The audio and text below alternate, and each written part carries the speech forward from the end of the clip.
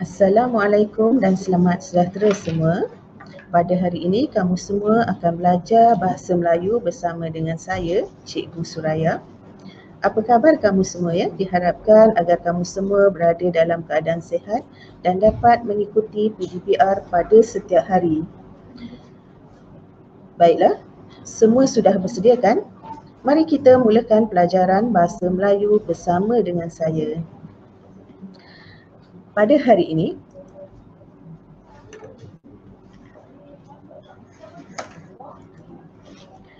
saya akan mengajar tema 2 iaitu kesihatan dan kebersihan. Tajuknya langkah demi langkah menuju kejayaan. Kemahiran yang akan saya ajarkan kepada kamu semua ialah kemahiran menulis. Saya akan lebih fokus kepada penulisan rumusan. Standard kurikulum bagi tajuk ini ialah 3.2 menulis untuk mengemukakan maklumat dan pandangan tentang sesuatu perkara. Standard pembelajaran 3.2.1 menulis untuk menyatakan maklumat yang betul dengan mengaitkan pengetahuan sedia ada daripada pelbagai sumber dengan menggunakan ayat yang gramatis. Objektif pelajaran pada hari ini ialah menyenaraikan maklumat dalam bahan dengan betul. Yang kedua, menulis rumusan berdasarkan bahan dengan betul menggunakan ayat yang gramatis. Okey, untuk pengetahuan kamu semua, rumusan dalam peperiksaan PT3 Bahasa Melayu ada dalam kertas 1 iaitu bahagian C. Soalan rumusan merupakan soalan pilihan. Jadi awak akan diberi pilihan sama ada untuk memilih soalan rumusan atau ringkasan atau mungkin awak akan diberi pilihan menulis soalan ulasan. Awak jawab ya, ada 3. Di situ biasanya akan keluar 2 saja. Jadi awak akan ada 2 pilihan. Ya, awak hanya perlu menjawab 1. Jadi apakah itu rumusan? Pastinya saya cukup yakin dan percaya cikgu-cikgu yang mengajar kamu pada tahun lepas telah pun mengajar rumusan. Jadi sedikit sebanyak maklumat yang berkaitan dengan rumusan telah ada dalam pengetahuan kamu semua. Jika kamu lupa, saya akan ingatkan semula. Okey, apakah itu rumusan sebenarnya? Jadi dari segi kepanjangan rumusan, awak perlu menulis tidak lebih daripada 100 patah perkataan. Ya, kita tidak boleh menulis lebih daripada 100 patah perkataan. Itu memang ada dalam arahan soalan yang diberikan kepada awak. Jadi sebab itulah penting ya untuk kita membaca arahan sebelum menjawab soalan. Walaupun mungkin kadang-kadang memang kita dah biasa buat latihan tersebut, tapi perlu juga arahan dibaca. Itu dari segi kepanjangannya. Kemudian apabila kita menulis rumusan, kita perlu menggunakan ayat kita sendiri. Ya, kita tidak boleh menyalin bulat-bulat setiap patah perkataan yang terdapat dalam rumusan. Okay, nanti awak akan dapat markah yang rendah dari segi bahasa. Kemudian cari isi yang terdapat dalam petikan. Jadi maksudnya hanya isi tersurat saja. Isi tersirat memang tidak perlu ditulis. Jadi maksudnya semua isi akan ada dalam petikan. Huraian, contoh, semua itu tidak perlu diambil ataupun tidak perlu ditulis. Kemudian biasanya rumusan tiada arahan yang khusus. Awak akan diberi secara umum saja yang berkaitan tugasan rumusan ini. Jadi menjadi tugas kita, dia tugas awak sendiri untuk mengenal pasti dan mencari arahan yang tersembunyi itu. Ya, apakah sebenarnya yang cuba dicari ataupun yang cuba disampaikan dalam petikan tersebut? Awak perlu baca dari mula sampai akhir, barulah awak mengetahui sebenarnya apakah tugasan yang diberikan kepada awak. Okey, tentang apa? Jadi mahu atau tidak mahu, awak memang perlu membaca dari mula sampai habis petikan yang diberikan itu. Okey, seterusnya, rumusan perlu ditulis dalam bentuk perenggan. Ada 3 perenggan kesemuanya. Perenggan yang pertama merupakan perenggan pendahuluan ataupun perenggan yang mengandungi idea utama. Manakala perenggan yang kedua pula merupakan perenggan yang mengandungi isi rumusan ataupun idea sokongan. Kemudian perenggan yang seterusnya ialah perenggan kesimpulan. Mari kita lihat satu persatu. Bagaimana cara menulis pendahuluan rumusan ataupun idea utama? Untuk memulakan rumusan kita boleh menulis, awak boleh menulis petikan membincangkan. Apakah yang dibincangkan dalam petikan tersebut? Kita memang akan diberi petikan. Jadi apakah yang dibincangkan dalam petikan tersebut? Mungkin apabila awak baca dari mula sampailah habis petikan tersebut, awak akan dapat mengetahui petikan tersebut cerita tentang langkah ataupun cara mengatasi kes buli di sekolah. Contoh, itu sebagai contoh saja. Jadi awak boleh tuliskan di situ, petikan membincangkan langkah mengatasi kes buli di sekolah. Okay, awak dah dapat perenggan pendahuluan tersebut. Okay. Jadi kemudian kita akan terus menulis perenggan isi ataupun idea sokongan. Bagaimana pula cara menulis perenggan isi ataupun perenggan yang mengandungi idea sokongan tersebut? Awak boleh mulakan dengan antaranya. Contohnya, antaranya pihak sekolah perlulah memperketat peraturan ataupun undang-undang bagi mengelakkan murid terlibat dalam kes buli. Okey. Seterusnya, awak boleh gunakan penanda wacana yang lain untuk memasukkan isi yang seterusnya. Penanda wacana dalam bahasa Melayu ada banyak. Jadi awak boleh pilih penanda wacana yang bersesuaian. Contohnya mungkin awak boleh gunakan selain itu untuk masuk isi yang kedua. Ya, awak boleh gunakan seterusnya untuk masukkan isi yang ketiga. Okey, isi yang seterusnya mungkin tambahan pula. Selanjutnya sampailah isi yang terakhir. Jadi habis perenggan isi awak ataupun perenggan yang mengandungi idea sokongan. Seterusnya perenggan kesimpulan. Apakah yang terkandung dalam perenggan kesimpulan? Okey, yang terkandung dalam perenggan kesimpulan ialah idea atau cadangan atau mungkin harapan dan juga kesan. Awak perlu kaitkan idea, cadangan, harapan dan juga tema petikan yang diberikan kepada awak, kemudian dari segi kesannya. Kalau kita ingin bercerita tentang masalah buli ke masalah sosial yang lain ke, kita boleh menulis semua pihak haruslah bekerjasama untuk mengatasi masalah ini supaya tidak akan terus berlaku dalam masyarakat kita. Semuanya ada, maksudnya dari segi cadangan ya, atau mungkin idea, kemudian kesannya ada, ya, semua ada. Jadi maksudnya itulah perlu dimasukkan dalam perenggan kesimpulan. Harapan kita apa? Cadangan kita apa? Kesannya apa apabila kita memberi cadangan tersebut? Yang pasti apabila kita bercerita tentang masalah sosial atau mungkin masalah-masalah lain, kita memang punya matlamat untuk menyelesaikan masalah tersebut atau mungkin mengurangkan kes tersebut dan tidak akan, kalau boleh memang tidak akan berlaku lagi. Baiklah, seterusnya di segi pemarkahan rumusan. Okey, pemarkahan rumusan ada terdapat beberapa pembahagian. Yang pertama, idea utama ataupun pendahuluan. Yang perlu kita masukkan ialah satu saja, markahnya 2. Jadi maksudnya kalau pendahuluan awak itu ada, awak akan dapat 2 markah.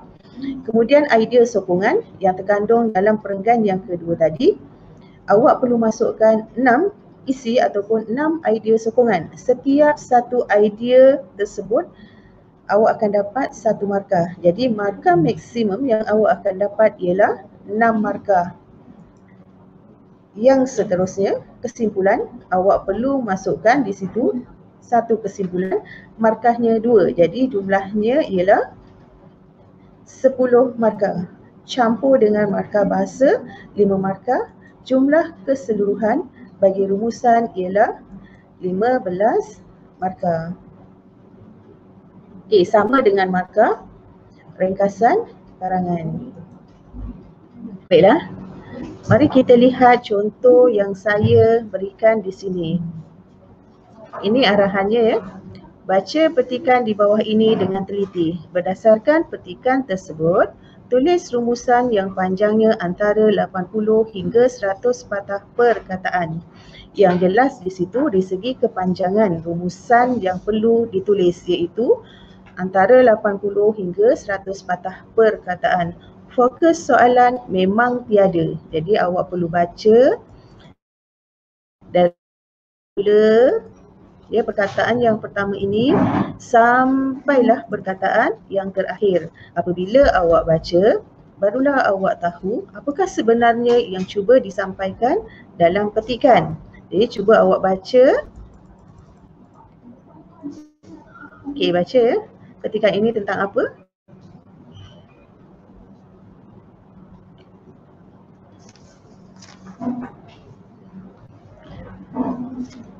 Okey, dapat?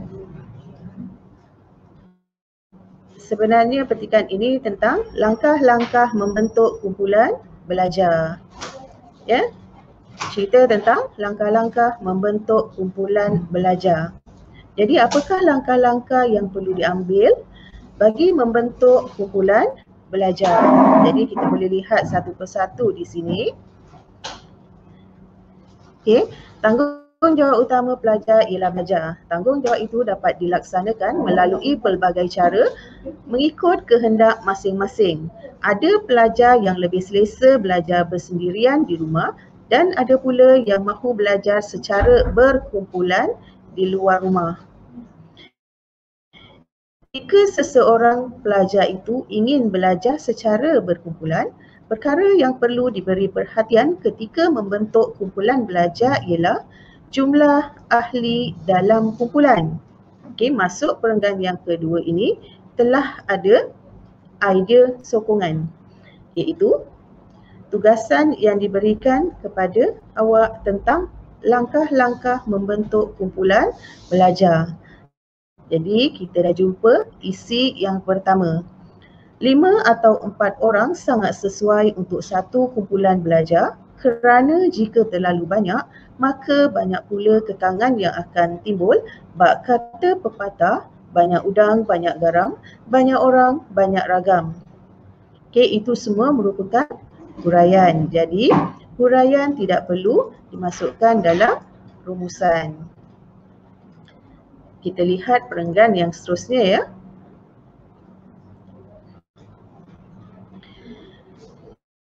Rakan-rakan yang dipilih mestilah mempunyai tekad mahu meningkatkan prestasi akademik. Adakah ini isi ataupun idea sokongan? Ya. Isi yang sepatutnya awak jelas dalam masing-masing. Semua ahli mestilah berusaha untuk mengenal pasti adakah ini isi? Ya,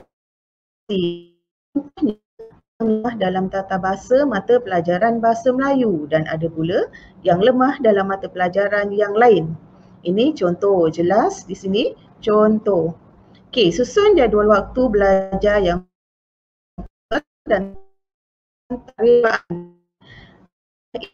Ya, itu langkah yang seterusnya untuk membentuk kumpulan belajar. Perenggan yang seterusnya.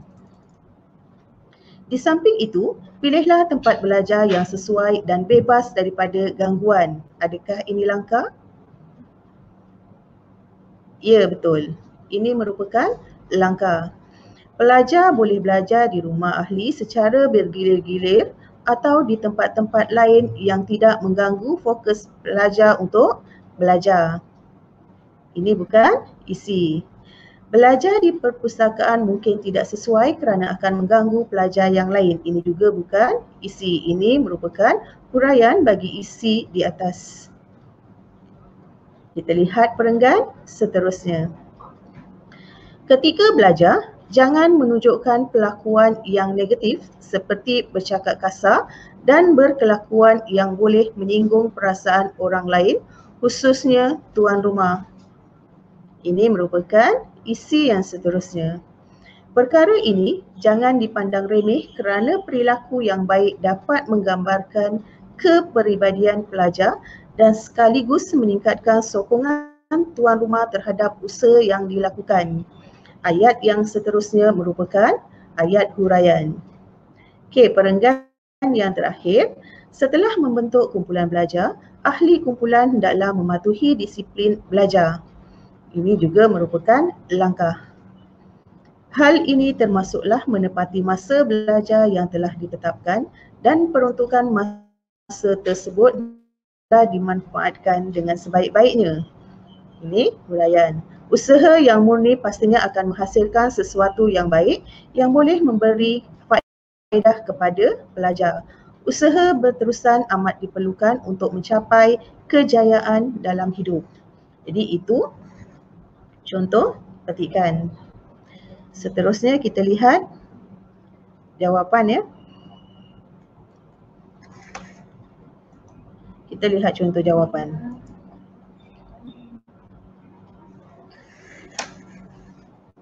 Sebentar ya.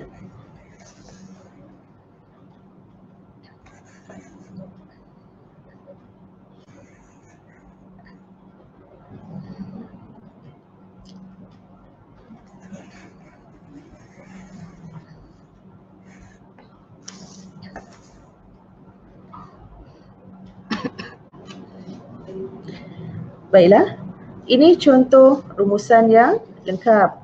Kalau awak perhatikan, ayat yang pertama itu merupakan ayat pendahuluan, ya, perenggan pendahuluan. Dia petikan membincangkan langkah-langkah membentuk kumpulan belajar. Okey, seterusnya kita lihat perenggan yang kedua iaitu perenggan isi ataupun idea sokongan. Antaranya ialah setiap pelajar mestilah dalam kumpulan. Selain itu, rakan-rakan yang dipilih mestilah mempunyai impian dan keazaman untuk meningkatkan prestasi akademik masing. Semua tambahan pula pelajar juga perlu menyediakan tempat belajar yang sesuai dan bebas daripada gangguan juga perlu diberi perhatian.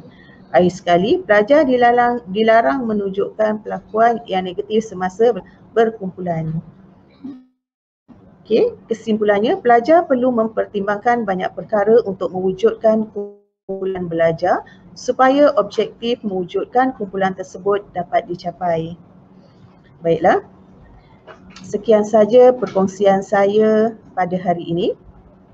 Semoga awak sentiasa berada dalam keadaan sihat dan dapat belajar dengan baik di rumah. Sekian, Assalamualaikum warahmatullahi wabarakatuh dan selamat sejahtera.